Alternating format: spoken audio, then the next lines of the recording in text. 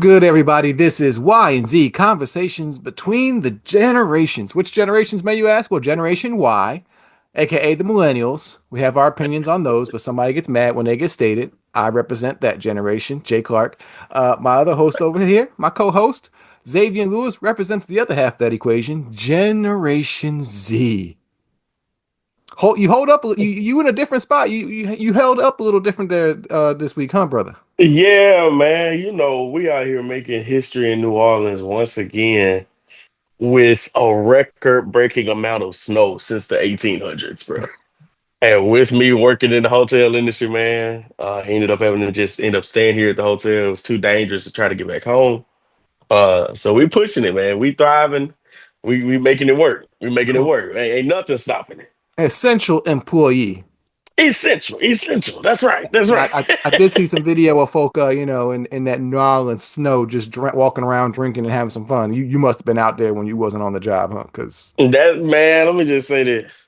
If I ever got hit with a snowball made off of Bourbon Street, like it's still Bourbon Street under the snow.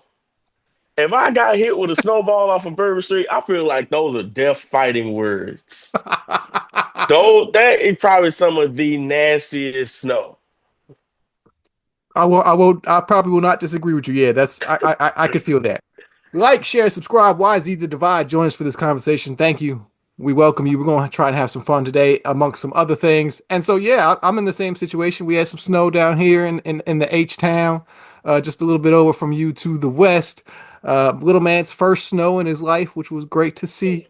Got out there, made some snow angels.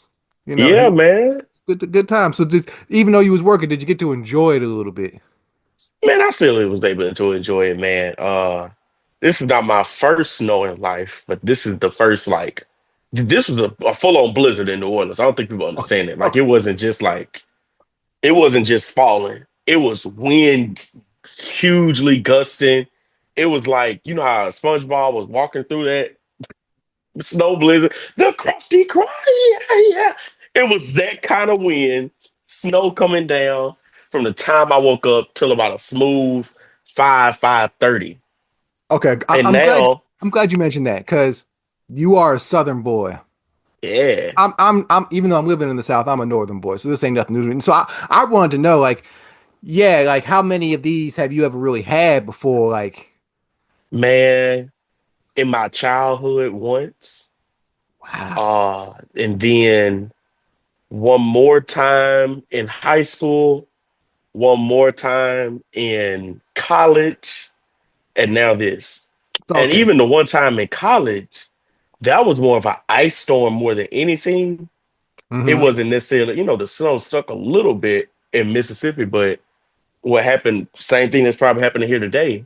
It's stuck, it freezes over, whatever melts freezes to the bottom, and now we're in the situation we in. And then it'll probably be gone by the weekend anyway. It'll. Right, right, right. So now, yeah, we just looking for that sunnier weather coming up to this weekend. We're gonna be back in the 60s, so we're gonna be fine then. That's it's interesting because like in my neighborhood, like it was all like, oh, we going to the hill to go sledding. I saw some videos. Grass was still poking out. I'm like, Ah, nah, that like, ain't what? enough to sled I was like, on. that ain't enough snow. They's like, it's enough for us. I'm like, well, y'all enjoy that because I, I can't have no grass poking up through the snow. That means there ain't enough snow. And it's just funny because Man, I remember all the epic blizzards. Like I remember the blizzard of '96, experienced that. There was some snows in the 2000s, Snowmageddon when I was in college. Oh, that was a great time. I That mean, snow is so interesting, man. And it's like I said, it's not the snow, it's just what the after effects of the snow. that's because It's y'all it ain't ready for that. potentially coming into ice. And yeah, that's the big thing. First of all, New Orleans barely has enough pumps to deal with flooding to get the water out the city. So I know they ain't got no. We gonna have to loan some snow plows from Oklahoma or something like that. And I feel like we knew this was coming. Why the city ain't stockpile up on some salt real fast? I know they got some salt somewhere. This big old seafood city somewhere is some salt. So it's funny because I remember, we were kind of we've been talking about relationships a little bit or how things have changed in society and Right, making right. friends and meeting all that. And it was funny. The snow reminded me of the blizzard of '96, for example. I was in second grade because we had just moved. Me and my family, we had just moved from Jersey to Ohio, and what I remember was, so it's winter break there. School hasn't started yet. But of course, in the neighborhood, word gets around, yeah, there's new kids, new families. So I don't know what day of the week it is. I just remember we got a knock on the door. Pops answer the door, and it's a group of 6, 7 kids talking about some. Hey, we saw y'all move to the neighborhood. Y'all want to come out and play? And that's how I got. What? That's how things used to be back in the. Yeah, Bro, imagine that that's you was a genuine kid right there. That's knocking genuine. on a stranger's door. And so yeah, me and my sisters, we went out, played in the snow with these kids, and that's And how. bro, it's from the child side that's bold, but then present day, just from the parent side that's bold too, to be like, who these kids is knocking on my door telling my children, you know what I'm saying? But it was just such the innocence of the time. You didn't think anything bad of other kids coming to your door wanting to play with your children. Well, that's how you met people. Again, like I said, Exactly. because we moved during winter break, so school hadn't started yet. So this is literally like I'm transferring schools, in the middle of second grade, and so yeah, we're fresh, like not even a week maybe in the house or whatever. Like this, and because the Blizzard of '96 hits early January, so we're right after the holidays. It's still that fun point. And yeah, it ain't no okay. Let me I go on Twitter, meet some friends or Facebook. I Nah, really this do was I really do feel like that it rarely happens that way anymore, where children are the ones that have the parents meet and not parents meeting and having their children meet each other. You get what I'm saying?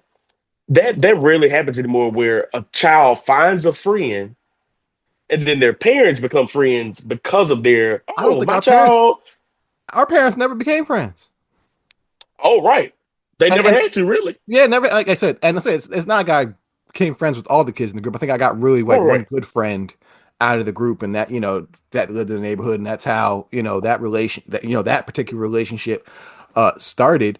But yeah, that like you mentioned, that was just the times, the innocence. Like even again, still sticking with snow. I remember when snow would hit, that was the time. Oh, let's go make some money.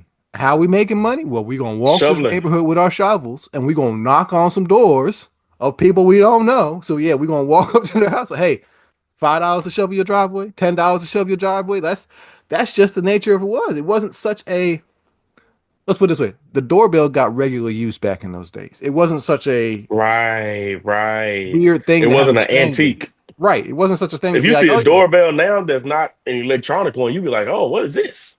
Or again, the electronic ones. I can screen you before I even choose to come to the door. I can have the conversation through my app or through this Right. video. Like it's these blocks, man. Like it's sad that it's needed some protection. I get that sense, but it's also sad that I think we don't realize some of the opportunity that it just simply has taken away, or some of the Right. things that simply have happened. Like yeah, like I can't remember the last time some kids came and rang my doorbell asking for something like not even Boy Scout sales or Girl Scout Not cookie sales. It's well, Boy Scouts is obsolete at this point. yeah, true at this point. But I remember doing the Uh, popcorn sales. Yeah, we was and even walking the then, I neighborhood. think it's just you bringing up that point right there, just about the different fundraisers. It just don't hit the same. I don't want it is so bad. And I'm pretty sure the whole Girl Scouts organization got a great, boost and deal out of it. But I don't want to go buy the Girl Scout cookies at the store. I want them to be sold to me by some troop standing outside of my local store, and I end up getting a bunch of boxes of stuff I don't need because they're just super adorable. It don't hit the same when I can go and get a box of Samoas off of aisle 10. Or not even the stores like that, but simply like now it's I don't know the Girl Scouts. I know they mamas or their daddies because they send in links or post them on Facebook. And so now it's like, okay, I got all you drug dealers in my feed. I'm not purchasing from all y'all. Bruh. Because But now, that because goes now it's back to not the what we local was troop. It's not the local troop and right. the local friends. It's no. I got people's from all my travels. I got East Coast folk, West Coast folk, up North folk. Just simply by the availability that you have the availability to hit me up digitally or send me a link now to your online store. that you expected me to buy some cookies. I can't buy that many damn cookies. Bruh, it's you make such a great point because we was talking about this last week. That all goes to the lack of in-person community. Back in the day, something like that rolls around, you go to your community. You go to the, whether that's your church community, your Mm-hmm. family community, the community of friends that your parents have garnered. And your parents, and back in the day, your parents would be like, oh no, I ain't asking them. You go ask them. Or yeah, You go I'll bring you to the office and we'll pass it around. right, We'll see right, what right. I'll happens. bring you there, but it's gonna be you ultimately that ask, do you want to purchase? It wasn't like you said, it wasn't the parent being like, oh, I'm gonna do this, I'm gonna do, you know what I'm saying? And just takes away those developmental moments for the child. It really is. It's Kids a are weird. soft. The world is soft. The world is soft. The Yeah, world is soft. Like we are all living in our own pillow version lives. Oh, this is the world how I believe it, how I view it, and my ability to block you out, lock you out. If you don't agree with me, simply even if you're coming in fact, it's like the whole thing. God, do we have to go here? This whole this whole like shame in education. My God, like I don't want to learn about slavery because that makes me feel bad. Feel the damn shame. I'm please, sorry, please. Because you know what? please. It's the same thing like the loneliness. That feeling of loneliness is what inspires you to do something to do better to fix it. Yeah, If you feel in shame, do something to fix it. Because that's really. I all it is. mean, You realizing the benefits that you have, and you see, oh yeah, we've treated these people bad. It ain't just while I did go to a predominantly black school, of course there was always the random sprinkled, majority in there. While were not the majority at the school, they're majority in America. mhm. And when it would come up to that time of year where we would hit that part of the textbook or whatever, and of course they probably felt a little uncomfortable in a class full of black children learning about slavery, and you're the only visual representation in this class of what the oppressors were. Of course they might have felt uncomfortable, but hey, we need to learn about it anyway. I'll flip it for you. The uncomfort goes on the other side as well. My like let's put it this way. My high school graduating class was 660 individuals. Out of that, 12 of us were black. So it's just as uncomfortable when you get to those portions and you're the only representation in a class of a class of oppressors. It's just as uncomfortable on both sides, but it's needed. It's needed because we Right, should get to a point where there isn't shame. It's like, yes, this happened and we did something about it to be better. right. We're currently in this world where they're like, yeah, we don't want to do better. We just don't want to deal with this at all. And that's lazy. And we need to bring back some shame. Feel the shame. Please, Feel please, the just shame. just bring it back for real. And because shame and I'm telling you, a healthy amount of shame, a healthy amount of embarrassment, it's good for development. Yeah. Yeah. It's good for development, man. Anytime, and I'm not saying because everybody has their own limits. Yes. I'm not saying anything against that. But anytime a little bit of shame or a little bit of embarrassment just pushes someone over the edge every single time, that's not the shame or embarrassment. That's just a lack of your self control. Let's take shame and embarrassment out of it for a second. Just a second. Let's just call it uncomfortability, whatever it may Yeah. be. I don't want to be uncomfortable. You're then afraid of anything that's outside of your comfort zone. Your comfort zone is so, which we really see reflected in your generation, is So so small. small that unless things perfectly align, all the stars, the weather, whatever it may be, if all the stars don't Right. align, the slightest degree, y'all are like, whoop, shut down. I can't deal with this. That's a terrible way to have to operate through life. It is. It is. Because everything will never align that perfectly. No, no. Oh, I didn't think we was going to get to this early. It's Y and Z conversation between the generations. But speaking of shame, let's talk about some folk who need to be shamed. And I'm gonna name them directly: We Snoop, got to in this episode, bro. We Snoop got Dogg, to. Nelly, Rick Ross, Soldier Boy, and I'll even throw in there. Let's start with Sexy Red, but I have to give credit where credit is due with Sexy Red. So we're gonna separate Sexy Red real quick. You saw the Sexy Red issue with the whole MLK post. Yeah, she apologized, man. She said she thought Bingo. she was doing something. She apologized. She tried to justify why she did what she did, and she wanted to show that she meant no disrespect at all. I thoroughly appreciated that from Sexy Red. Bingo. I thoroughly appreciated that from Sexy Red. E- She took the heat because it was viable heat. It was justified. Yes. Like Sexy Red Martin King, don't nobody wanted to see that. Especially not in that. Nah. And that, come on, you know what I'm Nah. saying? Nah. Nah. And don't get me wrong, we all know what Sexy Red is for and all that kind of stuff. We know what kind of brand she is, but it was just like, okay, this is pushing it. You know what I'm saying? And she took what they said, and she was like, you know what, y'all right. She felt that shame and It adjusted. almost felt like she had to come out of character to do that though. Because if it was up to the character that she plays, it'd have been like, what's the need to respond? But her humanity and who she is became more important than the character and the role that she has to play. And that's what I can appreciate. Even though you still got some jive folk in there defending Sexy Red and she shouldn't have to apologize. No, no. Y'all, Come on, y'all that she whack. needed to apologize. But it's beautiful. She took accountability, took that shame, apologized. All right, cool. Mistake made. We can move on. Right. Them other motherfuckers on this list. Yeah, bruh. Yeah, bruh. And if you don't know what we're talking about these four particular artists who decide to take the bag and perform for an Orange Clown's inauguration. You know, Who would you like to start with? I think Because we start with the one of biggest. these is not like the other, which makes it that Let's, much worse.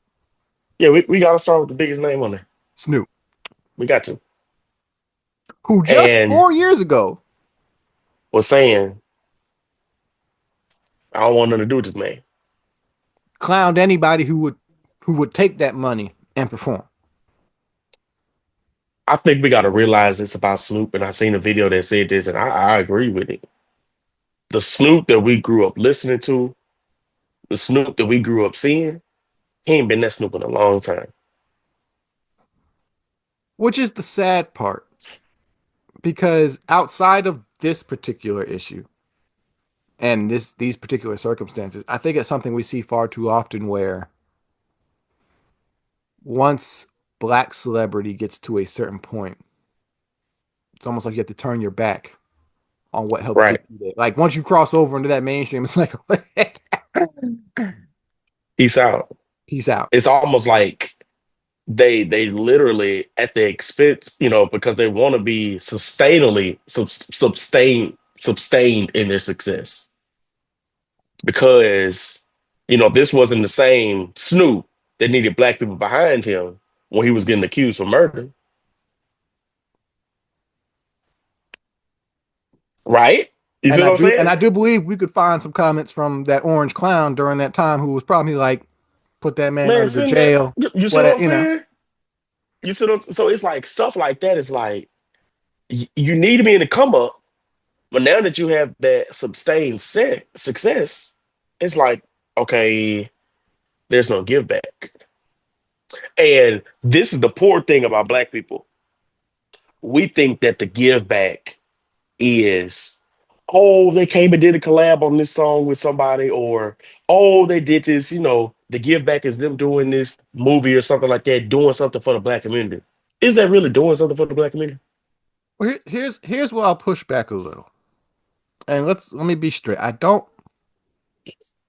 There's nothing wrong with you going and getting your paper. We're not saying Because that. on Right. one half, yes, as I've seen some people say, this is their job. Their job. They are artists and they perform. My problem is the lack of standards, morals. What are you for as a person that you're just so willing to throw the money on top of everything? Like you're like, oh, these are my principles, these are my morals. It don't matter. You throwing me the bag, I'm I'm gonna a, go get this bag. we can also add into this conversation Missy Mississippi Valley State University.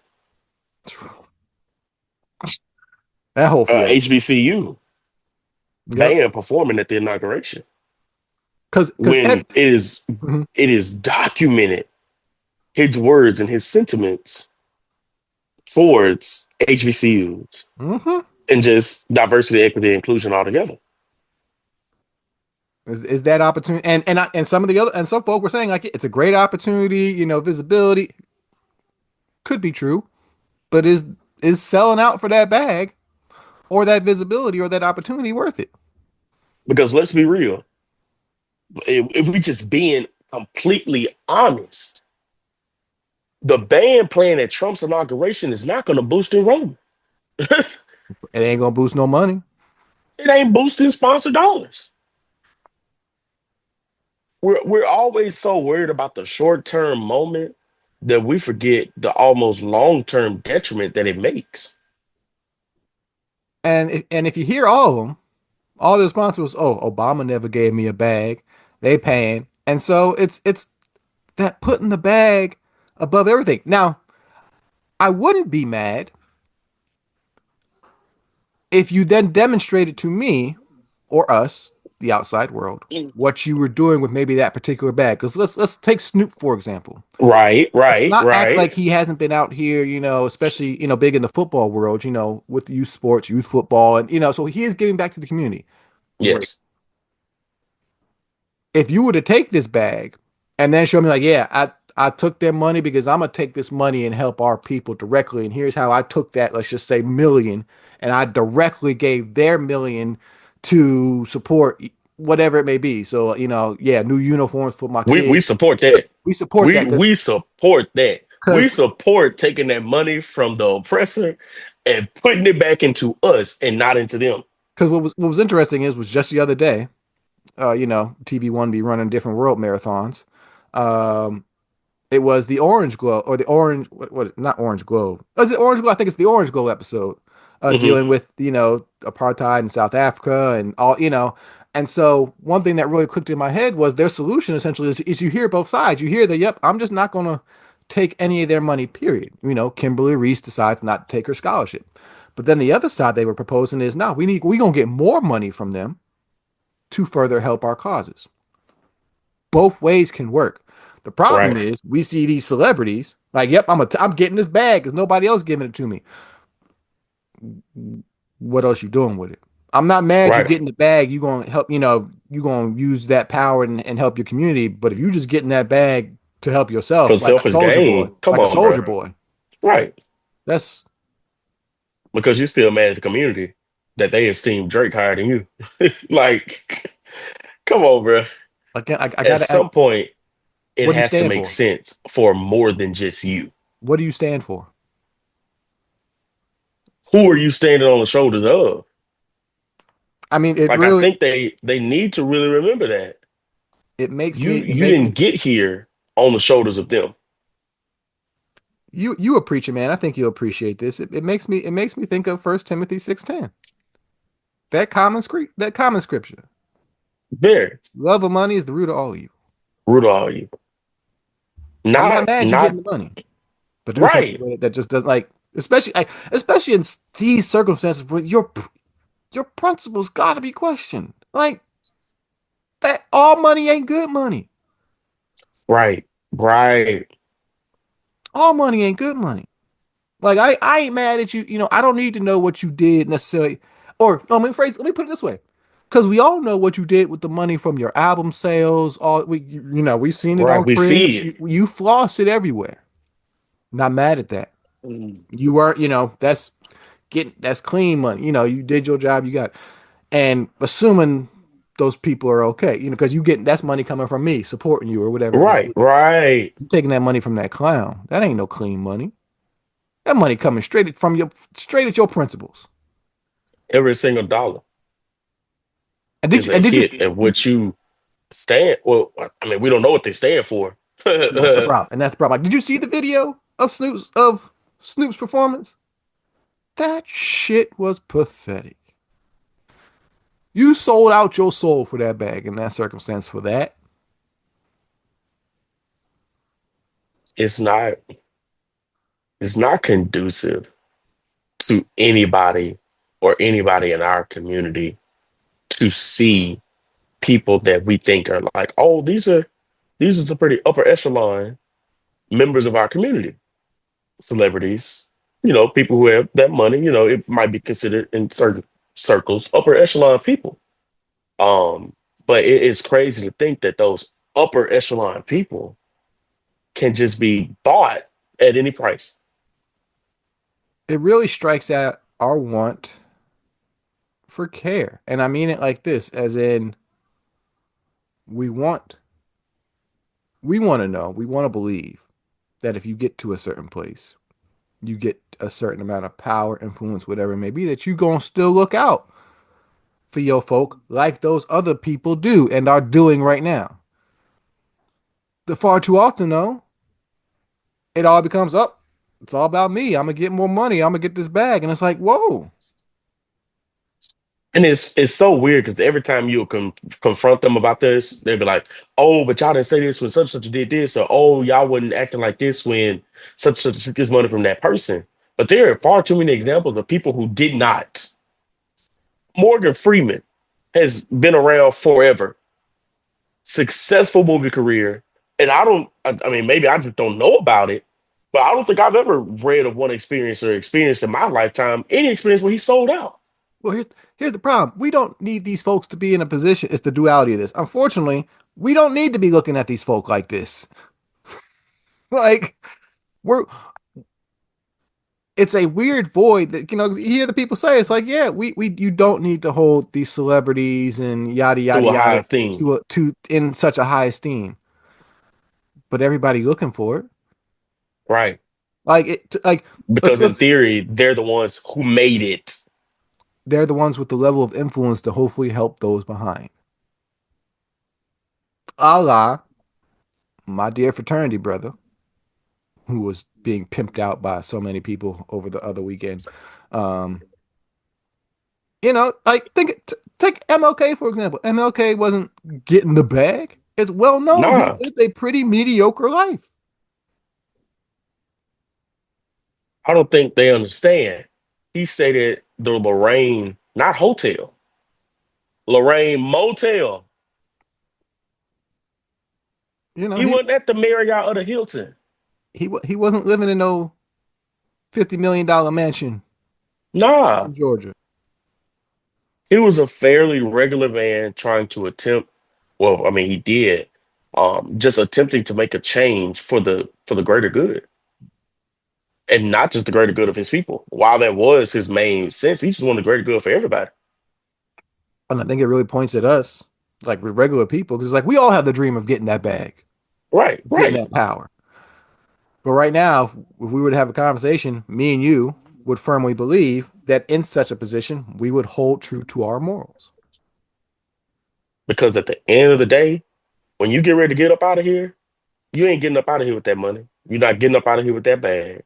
You getting up out of here with your morals, your ethics, your belief systems. That's what you're taking up out of here with you. And that's the biggest disappointment. And it's low key the biggest disappointment a lot of people have with Obama. Right. Like you are the man in the highest position in the land and you still having to kowtow. And we now see on the other side how they come in there and throw their power and don't kowtow. Like there was hope. It's like, yeah, okay, yeah, we got look out for us, bruh. And he did to an extent, and he didn't to others' extents. Yeah. I So, think it's gonna take I think Obama just felt like he had to be the docile one. which is again that's an issue on a whole nother level, which Oh we all yes. understand to an extent too, because But I feel like the next time that we do get an African American president, I think they're gonna be like, all right, we've already had the docile one. nah, we just need some Democrats, period, who are gonna be like, all right, it's time to flip some tables. Yeah, Let's play yeah. this game right. That period. That We need, period. yeah, we And I don't need like complete, we don't really talk about politics, but but I don't really need completely left field Democrats.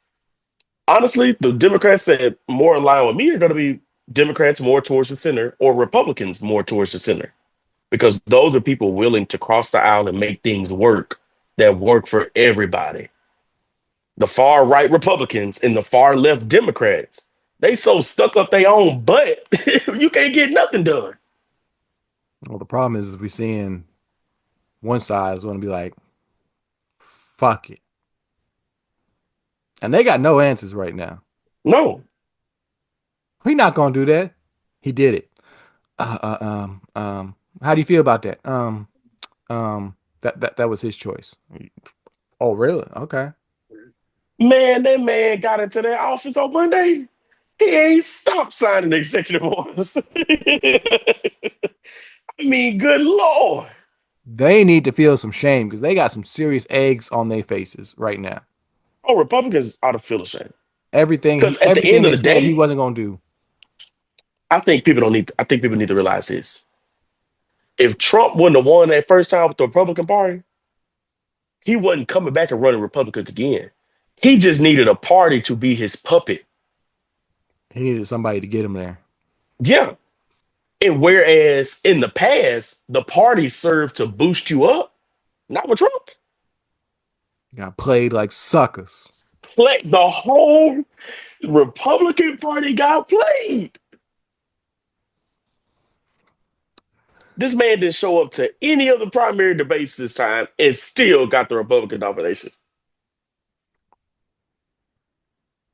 I'm gonna go play in what little snow is left on the ground. Let my little man make one more last little, because who knows when the next time he gonna see some snow. But with global climate change, global warming, this might Bro, become a I regular don't know event. what. Who In knows? New Orleans, so I've been here since January 2024.